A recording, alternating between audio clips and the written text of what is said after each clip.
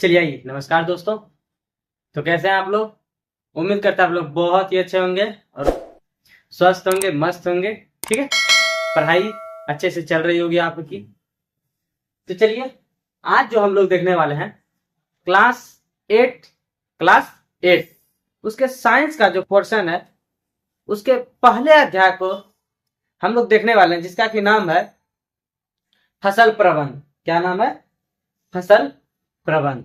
ठीक है, चलिए उसी अध्याय को हम देखने वाले हैं। उस अध्याय के करीबन 20 ऑब्जेक्टिव क्वेश्चन को आज हम लोग देखने वाले हैं। ठीक, इसी तरह प्रत्येक अध्याय का सीरीज चलेगा, जो कि लगभग 100 प्रश्न का सीरीज रहेगा ये। ठीक है, तो चलिए आज उसका पहला सीरीज स्टार्ट करते हैं।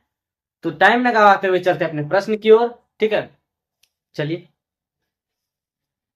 तो ये हमारा क्या हो जाएगा? Class eight.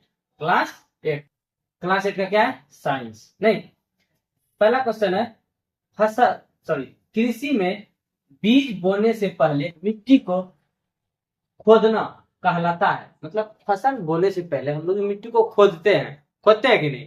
तो बोल रहा है वह क्या कहलाता है। ठीक है, पहला ऑप्शन है जुताई, निराई, कटाई, सिंचाई। चलिए आप लोग बताइए क्या कहते हैं उसको।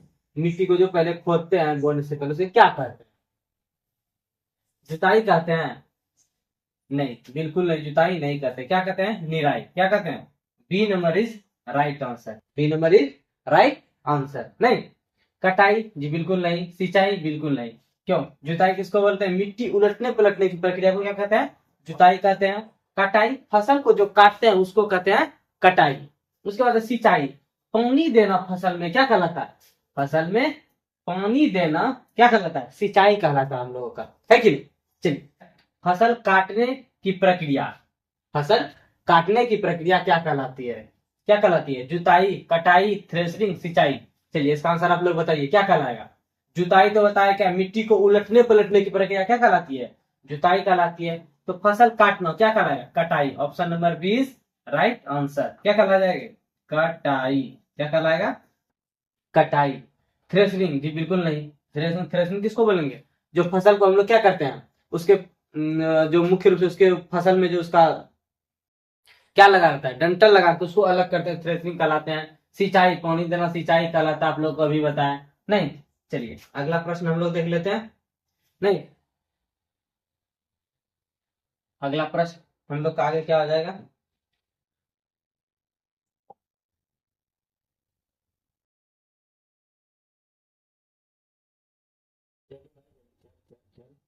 अगला प्रश्न है गेहूं किस मौसम की फसल है? जो गेहूं है वो किस मौसम की फसल है, या कि इसे कौन सा फसल कहा जाता है? चलिए ऑप्शन है खरीफ, रबी, जायद, सर्दी। बताइए आपको क्या खरीफ बोलेंगे? जी बिल्कुल नहीं, इसको क्या बोलते हैं? रबी बोलते हैं। क्या बोलते हैं? रबी। क्या बोलते हैं? गेहूं फसल को हम लोग क्या बोलते हैं? रबी। क्या बोलते हैं? रबी। चलिए ठीक है। जायद में कौन सा आ जाएगा? पानी वाला फल, जो कैसे खीरा, ककड़ी, बतिया, ये सब पानी जिसमें पानी की मात्रा, उसे क्या कहते हैं? जायद फसल। चलिए अगला प्रश्न हम लोग देखें क्या? चलिए समय नहीं गंवाते हुए अगला प्रश्न हम लोग देख लेते हैं। चलिए अगला प्रश्न हम लोग यहाँ से देख लेते हैं। ठीक है, हम लोगों का अगला प्रश्न हो जाएगा,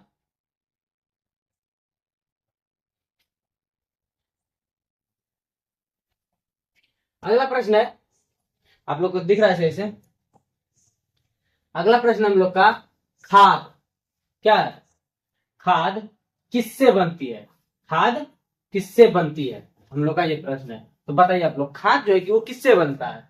पहला है रसायन, पशुओं के अवशेषों से, प्लास्टिक से, या नमक से। बताइए आप लोग।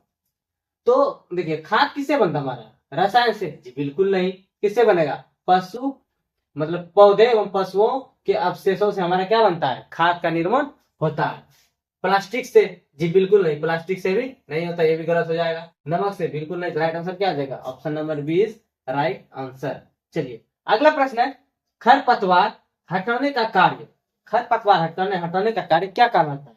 चलिए आप लोग बताइए क्या कहलाता है? छिड़काव कहलाता है, जुताई कहलाता है, निराई कहलाता है, फिर कटाई कहलाता है? चलिए इसका आंसर आप लोग बताइए। इसका आंसर आप लोग बताइए। खरपतवार को हटाने की प्रक्रिया क्या कहलाती है? जुताई, छिड़काव, बताइए क्या कहलाएगा?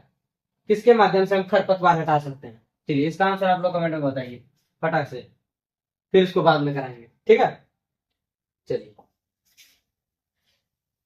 अगला प्रश्न है, फसल भंडारण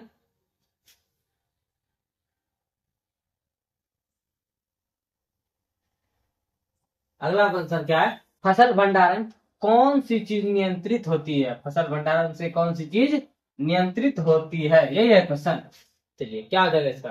फसल भंडारण कौन सी चीज नियंत्रित होती है? तो सड़न, धूप, प्रकाश, ऊंचाई। बताइए आप लोग क्या होगा इसका आंसर, क्या हो जाएगा? तो क्या हो जाएगा? सड़न। इसी से एक सड़न तो नियंत्रित होती है, फसल को सड़ने से या खराब होने से क्या करते हैं? बचाते हैं, तो वही नियंत्रित होती है। क्या धूप? जी बिल्कुल नहीं। प्रकाश बिल्कुल नहीं। ऊंचाई बिल्कुल नहीं। Option number A is right answer. क्या हो जाएगा? सड़न। क्या हो जाएगा? सड़न। चलिए अगला प्रश्न है, फसलों की सिंचाई का उद्देश्य क्या है? फसलों की सिंचाई का उद्देश्य क्या है? पौधे को पानी देना, काटना, सुखाना, मराई। चलिए बताइए, जो फसल में जो सिंचाई हम लोग करते हैं उसका मुख्य उद्देश्य मेरा क्या रहता है? कि फसलों में क्या दे? पानी दे, पौधे में पानी दे, ताकि हमारा पौधा विकसित और अच्छे फसल हमको प्राप्त हो। तो राइट आंसर क्या आ जाएगा? ए इज राइट आंसर, ठीक है। चलिए अब अगला प्रश्न इसी में हम लोग देख लेते हैं, ठीक है।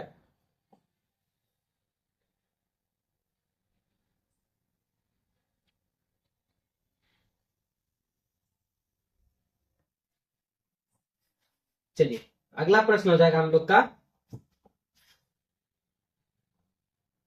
अगला प्रश्न है कि कीटनाशक कीटनाशक का उपयोग, बोल रहा है कीटनाशक का जो हम लोग उपयोग करते हैं वो क्यों करते हैं? आप लोग को बताना है कीटनाशक का उपयोग हम लोग क्यों करते हैं, बताइए आप। कीट हटाने के लिए, खाद देने के लिए, पानी देने के लिए, कटाई में, बताइए। तो क्या जैसा रखा सर? तो कीट हटाने के लिए, कीट हटाने के लिए किसका हम लोग उपयोग करते हैं? तो हम कीटनाशक का उपयोग करते हैं। चलिए राइट आंसर का क्या हो? Option number A is right answer. खाद देने के लिए तो कीटनाशक का प्रयोग नहीं करते, पानी दीजिए नहीं, ये भी गलत है, ठीक है। चलिए नेक्स्ट प्रश्न हम लोग देख लें। तो नेक्स्ट प्रश्न हम लोग का क्या हो जाएगा? सॉरी नेक्स्ट प्रश्न तो इसी में होना चाहिए।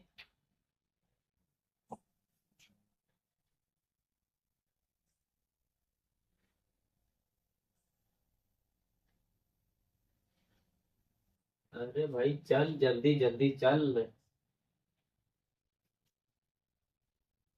ये जल्दी जल्दी चल नहीं रहा। चलिए आगे हम लोग का अगला प्रश्न है, ड्रिप सिंचाई किसके लिए बेहतर है? ड्रिप सिंचाई किसके लिए बेहतर है? आप लोग बताइए, किसके लिए ड्रिप सिंचाई बेहतर होता है? धान के लिए, बगीचे के लिए, गेहूं के लिए, कपास के लिए। अब ड्रिप सिंचाई होता क्या, पहले इसको जानना पड़ेगा, नहीं उसके बाद ना ड्रिप सिंचाई किसके लिए बेहतर है। तो ड्रिप सिंचाई होता है उस, इसमें क्या होता है कि एक पाइप की नली द्वारा डायरेक्ट पौधे के जड़ों में हम लोग क्या देते हैं? पानी की मात्रा बूंद बूंद गिराते हैं। इसमें पानी का खपत बिल्कुल ही कम मात्रा में होती है, होती उसी को हम लोग कहते हैं ड्रिप सिंचाई। इसमें बूंद बूंद द्वारा क्या देते हैं? हम पौधे में पानी देते हैं। तो धान में नहीं हो सकता है, तो हो क्या बगीचा में, बगीचे से आम सब का पौधा हो गया, कोई केला होगा, कोई ऐसा पेड़ लगाते हैं, कोई पौधा लगाते हैं, उसका फसल करते हैं, तो उसको उपजाते हैं, तो उसमें क्या, तो ड्रिप सिंचाई का उसमें क्या कर सकते हैं हम लोग? प्रयोग कर सकते हैं। तो बगीचे में इसका प्रयोग हम लोग करते हैं। किसके लिए? तो बगीचे के लिए इसके क्या है? बेहतर है। अब बताइए गेहूं सब में इतना हम लोग नहीं कर पाएंगे, उसमें छिड़काव का प्रयोग करेंगे, नहीं छिड़काव से झरना टाइप का नहीं, पानी बीच में पाइप दे दिया अंदर से, वो वाला हम लोग इसमें कर सकते हैं। लेकिन ये वाला हम लोग ड्रिप सिंचाई गेहूं के पौधे में नहीं कर सकते हैं। कपास ये भी नहीं, तो राइट क्या होगा? बगीचे में। चलिए right answer B, right answer B is right answer. चलिए अगला प्रश्न है, सूक्ष्म जीव कैसे देखे जाते हैं? बताइए सूक्ष्म जीव जीव है उसको हम लोग कैसे देख सकते हैं? क्या सूक्ष्म जीव हम नंगी आंखों से हम उसको देख पाएंगे? तो जी बिल्कुल नहीं। हम उसको देख पाएंगे कैसे? या तो उसको माइक्रोस्कोप के सहायता से देखेंगे, नहीं क्योंकि वो बहुत छोटे होते हैं, उसको हम खुले आंखों से देख नहीं सकते हैं, ठीक है। तो उसके लिए किसका उपयोग करेंगे? तो सूक्ष्म दर्शी का प्रयोग करेंगे। किसका उपयोग करेंगे? सूक्ष्म दर्शी का। किसका उपयोग करेंगे? सूक्ष्म दर्शी का उपयोग करेंगे, ठीक है। चलिए अगला प्रश्न हम लोग देख लें। अगला प्रश्न हो जाएगा,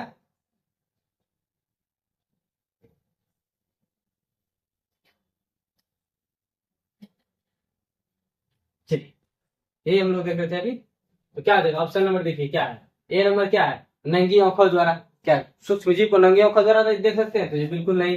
दूरबीन द्वारा बिल्कुल नहीं, सूक्ष्मदर्शी। C is right answer, C is right answer. चलिए अगला प्रश्न हम लोग देख लें। तो अगला प्रश्न इसका कहता है कि दही जमाने में कौन सा सूक्ष्म जीव मदद करता है। दही जमाने में कौन सा सूक्ष्म जीव ऐसा है जो हमारी दही जमाने में मदद करता है, तो कौन सा हो जाएगा। तो लैक्टोबैसिलस, प्लाज्मोडियम, राइजोबियम, वायरस। बताइए इसमें क्या करता है, इसका राइट आंसर क्या हो जाएगा, लैक्टोबैसिलस। लैक्टोबैसिलस ये क्या करता है, दही को जमाने में हमारी मदद करता है।